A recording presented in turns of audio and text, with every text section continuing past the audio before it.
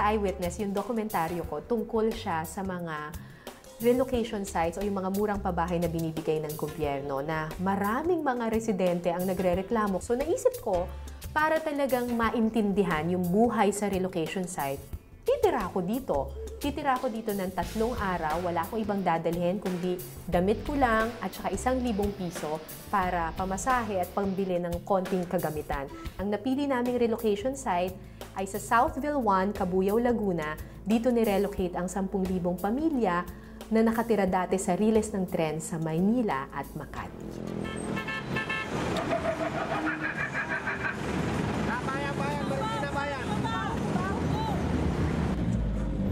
Hindi ako masyadong natatakot kasi sa dami ba naman ng mga pinuntahan ko ng mga lugar.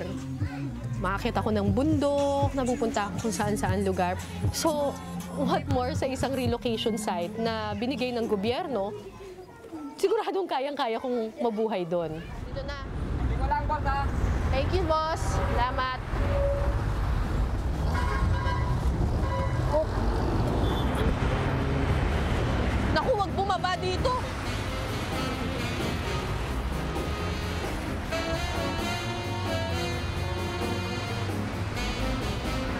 Nasaan itong Magallanes?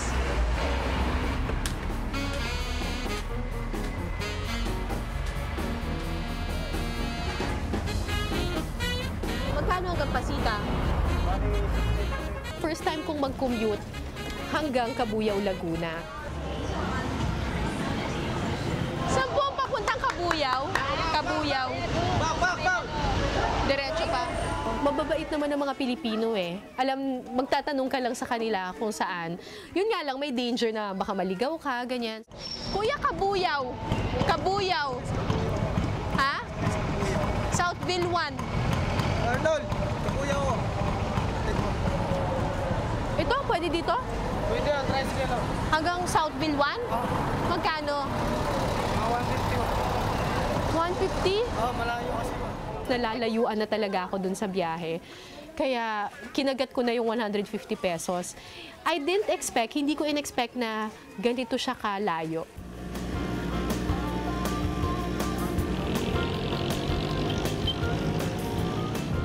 Southville 1 na ito? 1 na ito? So, nandito na tayo ngayon sa Southville 1 relocation site. Yung unit na naka-assign para sa akin ay nasa Block 68, Lot 202. Sa ngayon, nasa Block 18 pa lang tayo. So, naku, marami-rami pa. Block 68 pa eh. Yung bungad kasi maganda yung mga bahay eh. Yung bungad parang meron pa nga ako nakita mga bahay na up and down, tapos may nakikita akong mga kuryente. Nung pataas na ng pataas yung block, medyo nababawasan na ng bintana yung mga bahay, yung mga pinto, nag-iiba na siya, yung mga, dati may mga pintura, tapos biglang nagiging hollow blocks na lang yung mga bahay. Aray. Block 68.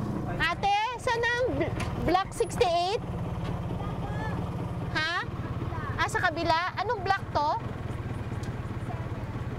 Ah, sa kabila. Thank you. Medyo kinabahan na ako. Sabi ko, parang wala akong nakikitang bahay na. Tapos pagliko nga namin, meron akong nakitang hile-hilera ng mga hollow blocks. Yun na pala yung bahay. Saan po yung Block 68? Ah, ito.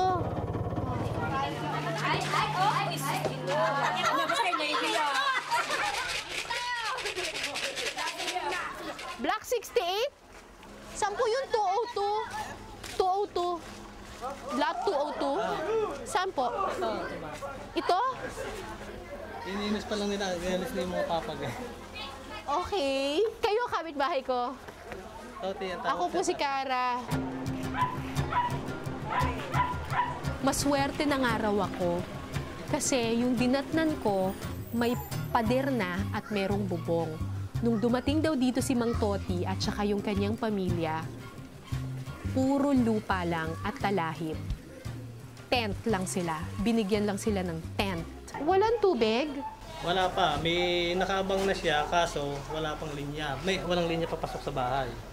ang kuryente niya, nakatap na rin doon, may power na, hindi pa rin sila naglilinya ng Lumix papunta sa bahay.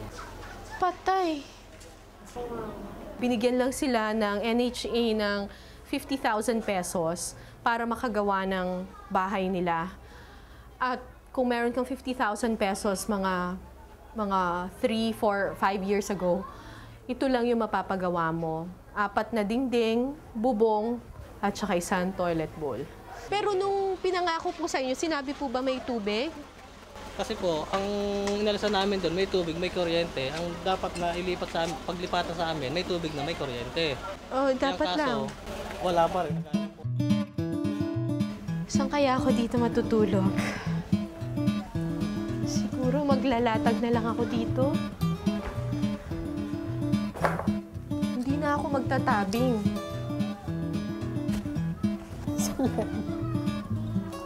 Alright.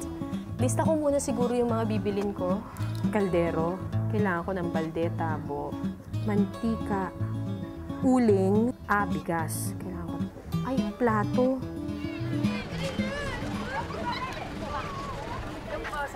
Kayo po yung kapitbahay ko? Aho. Ilang years na kayo dito? Magto 2 years na po kami sa January. Babayaran daw ho namin to buwan-buwan ng 250 a month. Ano? 30 years na namin babayaran to. 30 years? Kaya nga po yan inaano namin sa ano. 250 a month? Opo. Di sa loob ng 5 taon, 250.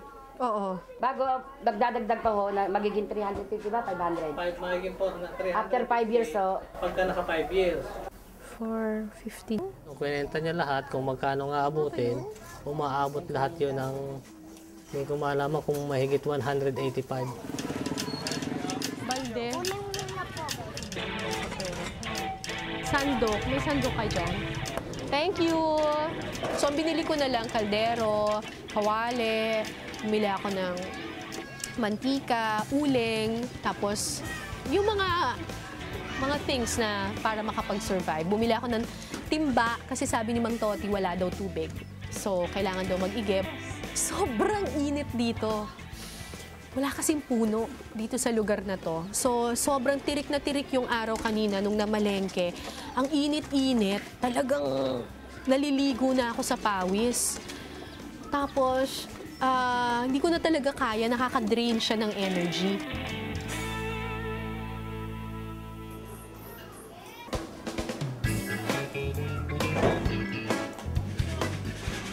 dito nag-iigib. Natuwa tayo mga tao sa kanya kasi nga walang pakialam sa mundo, nagkukusot din siya ng ng ano niya, ng katawan niya. Yun lang, doon lang kami nagtaka kasi talagang parang taga rito rin siya sa Southville. Saji! 63. Bingo ka? Hindi. Oh, kasi ang daming lamok nun sa lugar ko eh. Anong trabaho niyo dito, Nay? Trabaho namin, ma'am? Oo. Naghugas ng bote. Naghugas ng bote. O ipakilala niyo na lang ako bukas. Ang plano ko lang for my second day ay magtrabaho. Kasi hindi na talaga kasya yung pera ko. Sa totoo lang, hindi ka na makakabili dito ng gasol. Kahit nga uling, pahirapan pa eh. Uling na yon, pahirapan pa sa pagbili.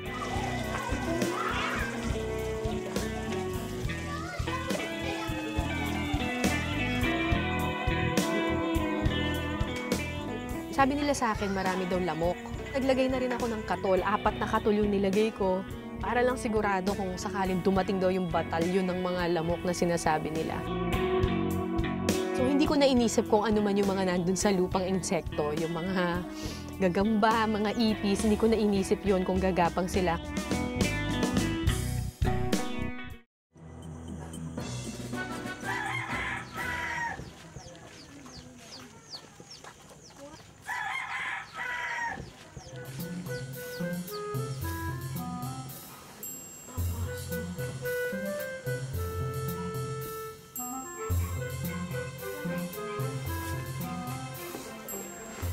$4.40 na. Late na ako. Late ako nagising eh kasi daming lamok dito. Grabe.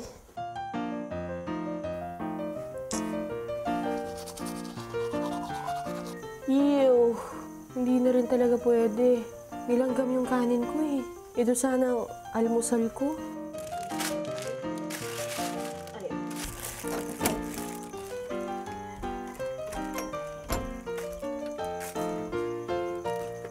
Ito, diba?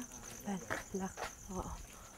Ang usapan namin, 5:30. Kaso lang maglalakad pa ako ng malayo. So, sana abutan ko yung sila ate baby. Morning po.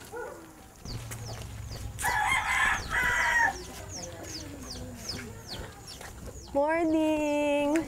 Morning. Naligaw ako eh. Sorry. Naligaw ako. Pasensya na. Medyo hindi ko kabisado. Tsaka ang daming lamok dun sa bahay. Hindi ako nakatulog ng mabuti. Okay. Ganito po yung dinadaanan namin. Medyo maputi. Teka, saan ba ang papunta natin? Doon po, doon ba? Hindi, anong bayan yun? Kabuyaw pa? Kalamba na po yun. Kalamba na. Opo. So, aabot tayo ng Kalamba? Opo, ma'am. Eh, di ba ang layo nun? Madilim po, ma'am. Dumaan na kami dito. Nagpa-flashlight. Sabi ko kay ma'am, Kara, kaya niyo po ba? Kaya ko pa, sabi niya sa akin. Araw-araw ganito kayo? Sige. Wala na yung trabaho nila na kinagisnan doon sa Makati, yung pagko-construction worker, pagbabarker sa jeep. So, ang nakita nila dito, puro palayan. So, forced silang matutong magsaka. And masisipag naman yung mga tao. Pero dito raw, hindi mo lang poproblemahin yung trabaho, yung hirap ng pagtatrabaho. Poproblemahin mo pa yung pagpunta sa trabaho at yung paghahanap ng trabaho kasi hindi lumalapit ang trabaho dito. Malayo pa daw. Madali naman yung trabaho namin dito. Ang mahirap lang sa amin talaga, ma'am, yung paglalakad. Yun lang. Kasi araw-araw napakalayo. Parang parusa nga. Ha? Parang parusa nga. Kasi? Kasi mahirap eh. Oh, ano mahirap? Nagulat ako na bigla na lang nanginginig na yung boses niya, tapos nangingilid na yung luha. Kasi imagine mo yung dati namin buhat na sarap. Marangya. Ang pinangako daw sa kanila ng gobyerno pagdating dito, may livelihood program, may trabaho silang dadatnan. Gusto ko nga makapagtapos sila para makapagtrabaho sila ng ng maayos. Hindi katulad sa amin na maghuhugas lang ng bote hanggang sa pagtanda. Siyempre, ayoko rin yung mangyari sa mga anak ko na maghuhugas lang ng bote. Ganun talaga yun sa isang pamilya. Meron talagang dapat nagtitiis, nagsasakripisyo. At kadalasan nanay talaga yun. Nanay talaga. Dito na ba? Yan po. Yung pinapasukan namin. Ay, salamat. Ito na po. 6:43. So, mahigit isang oras din tayo naglakad, no? Opo, mga mahigit isang oras din po. Okay. Nakarating din tayo.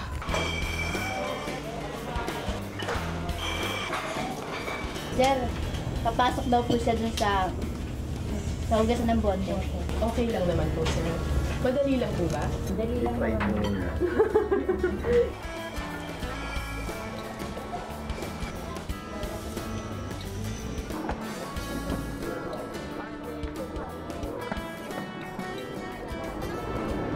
Ito yung huhugasan ko ngayon. Mga ilan yan, kuya?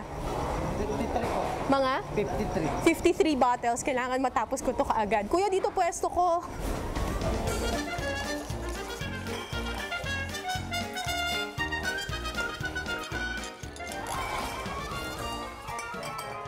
Isang paleta, 180. Bali, hatid po kami doon, 3 kami. Tag 60 pesos po kami.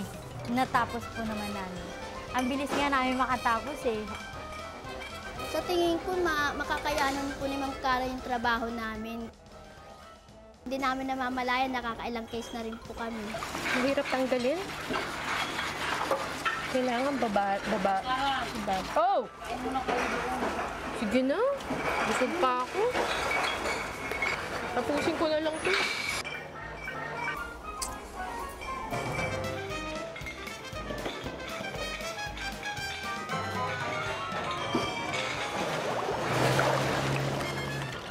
Marami na rin ako na-encounter na nag-apply sa amin na maghugas ng bote. Pero sa tingin ko, kakaiba yung kuwan ni Ma'am Cara kasi mabilis siyang nakapick up ng kung ano yung ipatrabaho namin. 22 ako kanina, di ba? Plus 1, 2, 3, 4, 26.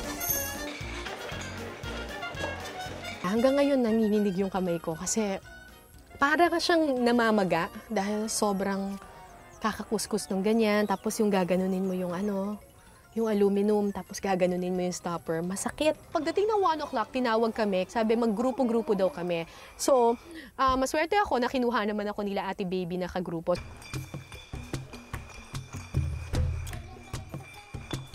Tatanggalin namin yung alum, tapos tatanggalin din yung stopper na ito.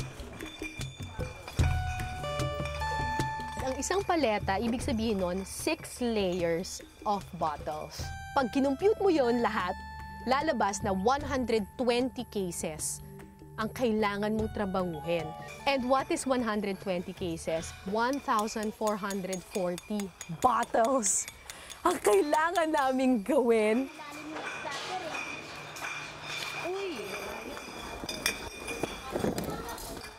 Gusto ko nang mag-quit.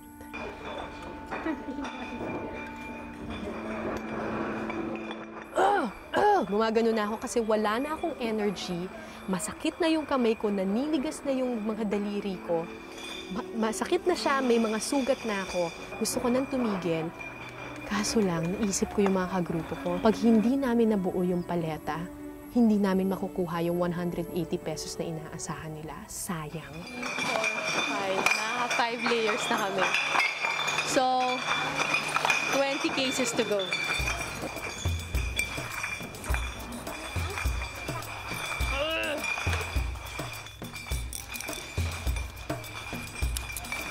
At nung nabuo namin siya, hindi na ako nakasigaw. Sabi ko na lang, hindi ako nakasalita kasi sakit-sakit na ng katawan ko.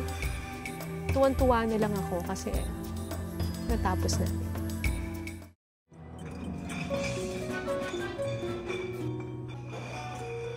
Thank you po. Salamat po, sir. Thank you. Thank you po. Thank you. Ito pala merong Tapos nang tinignan ko yung payslip ko, tapos nakita ko yung numbers, parang, sabi ko, ano ba yung 147 pesos? Parang, 147 pesos is sa Maynila or para sa lifestyle ko, isang frappuccino, isang sine, yung ganitong klase ng pera. Malaking bagay na siya para sa mga pamilya nila Ate Baby tsaka nila Ate Rose. At kailangan nilang manigas yung kamay nila, magkanda sugat-sugat para lang kitain yung 147 pesos. Ayokong sabihin sa kanyang umiyak ako. Kasi ayokong maawa sila sa sarili nila. Kasi gusto ko maging proud sila. Kasi proud ako dun sa ginagawa nila. May mga ibang tao magnanakaw na lang eh. Gagawa ng krimen. Yung madaling kita ba? Pero itong mga taong to, napakasipag. Wala namamatay sa baho, ah. Okay, hindi ako mamamatay ngayong gabi. Ang problema dito, paano ko bubuhatin itong timbang to? Ayun na. Namamaga yung kamay ko.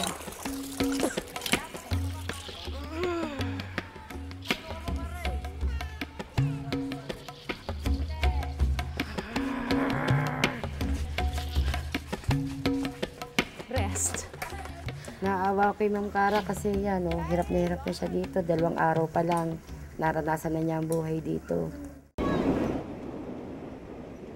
Anong gusto niyo? Coke? Gin? Gusto ko lang sanang kumain ng yung masarap ngayong gabi.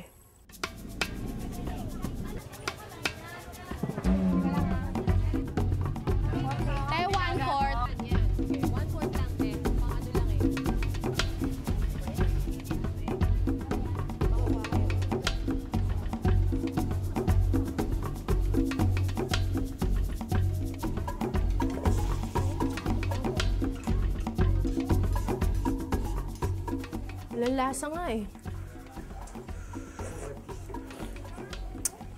Kaya kasi akong patis eh.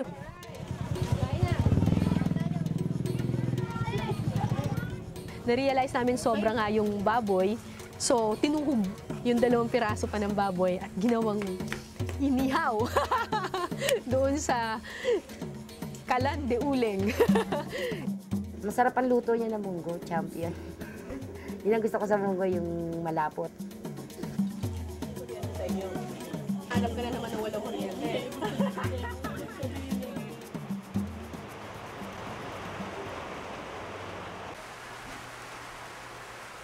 Ay. Tumutulo yung bubong ko. Buti na lang hindi pa masyadong malakas yung ulan, kaya dami kasing butas dito sa bubong ko eh. 1, 2, 3, 4, 5, 6, 7, 8, 9. Bakit parang iba yung amoy ngayon? Ganun yung pagka naulan, nasingaw yung dam site dyan, yung dating basurahan. Bakit may dump site dito? Pero ano ang nauna, yung relocation site o yung dump site? Una yung dam site. Ah, una yung dump Oo, site? kaya nga yung pagkakamali ng NHA, hindi dapat dinala dito ang tao, alam nilang may basura. Matagal na kayo nag-ooperate at legal yung operation nyo? Legal. May permit.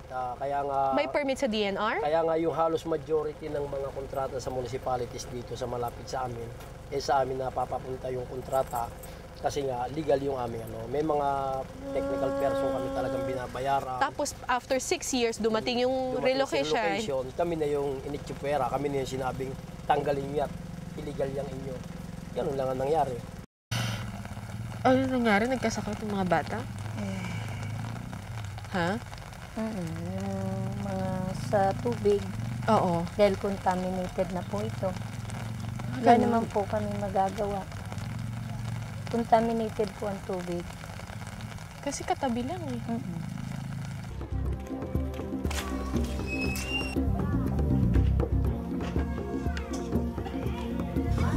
Kayo po si Ate Gemma. Hello po, si Cara. Ito na ba yun, ang mga bawang at sibuyas? Tapos tinanong niya kung anong gusto niyang balatan, kung bawang ba o sibuyas. Sabi ko, kung alin ang gusto mo sa dalawa. Tinanong niya kung magkano presyo ng sibuyas. Sabi ko, 4. Sa bawang, 250. Sabi niya, mas mahal daw ang sibuyas. Sa sibuyas na lang siya magbabalat. So saan po, sir, ulit ginagamit itong mga Saan po ginagamit itong mga binabalatan? San Model. Pinili daw nila yung Southville talaga na pagbagsakan itong mga bawang sibuyas. Kasi nga daw, ito yung lugar na alam nilang malayo sa place of work. Makatulog dito, saka isa pa, nakakagawa kami sa bahay. At least pwedeng gawin sa bahay, Hindi katulad nung... Bago kami magbalat, Oo. luluto muna kami. Tama na, te? Tingnan mo. Pagtanggal ko ng gloves, ayun. Nagtutuklap-tuklap siya. Hindi ko alam kung bakit.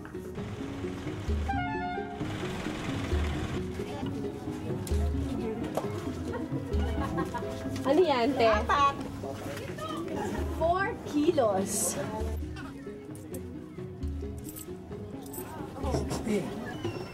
Ilang oras mo kinarabaho yun? 2.5 hours. Pag inisip mo kung yun lang ang gagawin mo na trabaho, hindi ka talaga mabubuhay. Nung papunta ako dito, nakasakay ako ng bus papuntang Pasita. Nagbabasa ako ng mga notes ko about ano ang adequate na housing facility based on international human rights law. Meron daw yung criteria. Yung una, kailangan meron siyang 4 na pader at meron siyang roof. Pangalawa, adequate facilities and infrastructure. Kailangan habitable siya. Yung mapoprotektahan ka from the harsh environment. Ganito po yung dinadaanan namin. Yung location niya malapit sa iyong place of work. Kailangan may security of tenure. Meron silang malinaw na titulo or kontrata na talagang sa kanila itong lugar na to.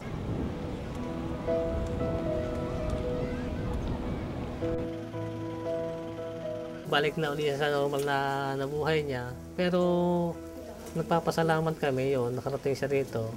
Mapapaabot din, mapapanood ng ibang tao yung lugar namin dito kung gaano kahirap. O siya, alis na ako. Yun, nung nagpapaalam siya, naluluha-luha kami kasi parang feeling namin kasi isang kapitbahay namin nalilipat. Ay, thank you, Nay. God bless you. Thank you. Hindi namin kayo makakalimutan. Maraming mga nagsasabi na ang mga taga-Riles or ang mga mahihirap na tao ay katakutan natin yung mga yan, mga magnanakaw yung mga yan, mga hindi yan marunong magbanat ng buto. Pero yung mga nakilala ko dito sa Southville, napakasipag eh. I don't think we should ever blame the poor for the state that they are in. May naging problema dito. Pinangakuan sila ng magandang kinabukasan, pero ang nadatnan nila ay isang never-ending challenge na hindi mo naman sigurado kung meron kang premyong makukuha sa huli. Maraming salamat. Salamat din. Salamat din. Thank you. Ang bait-bait nyo dito. Nalulungkot kami. Pwede nga lang, huwag na namin siyang paalisin dito. Bye-bye!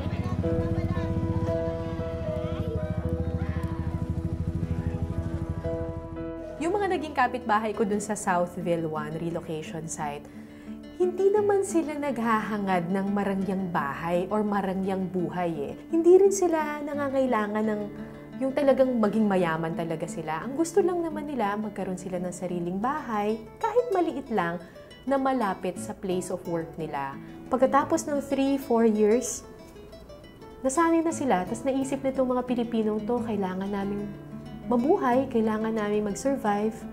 So, ginawa nila lahat. So, for that, kahanga-hanga sila. Yun yung tunay na Pilipino, yung resilient, na kayang bumangon kahit anumang problema yung ibigay sa kanila.